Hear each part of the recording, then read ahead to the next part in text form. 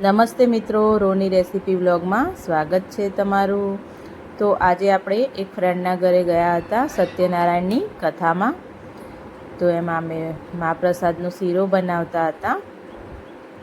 તો આજે રેસીપીમાં આપણે મહાપ્રસાદનો શીરો રેસીપી નથી એની, પણ ખાલી એમ જસ્ટ વ્લોગ બનાવ્યો છે। તો આ રીતે શીરો તૈયાર થઈ ગયો છે, દૂધ નાખ્યું છે, હવે લાસ્ટમાં પતી ગયો છે, તૈયાર થઈ જવા આવ્યો છે।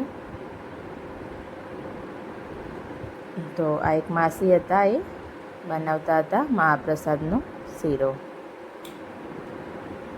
તો સરસ એવો સત્યનારાયણની કથાનો આપણે મહાપ્રસાદ તો મસ્ત જ લાગે છે, એકદમ ટેસ્ટી પણ હોય છે। એવો આપણે ઘરે બનાવીએ મહાપ્રસાદ તો એવો નથી બનતો। તો અહીંયા મેં પણ લઈ લીધો કે હું પણ થોડી વાર હલાવી।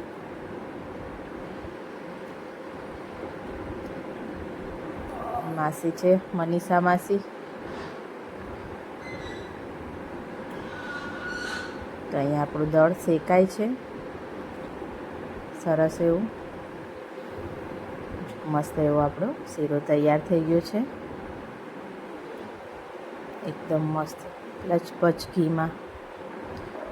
તો અહીંયા આપણે એક સાઈડ કથા પણ ચાલી રહી છે સત્યનારાયણની।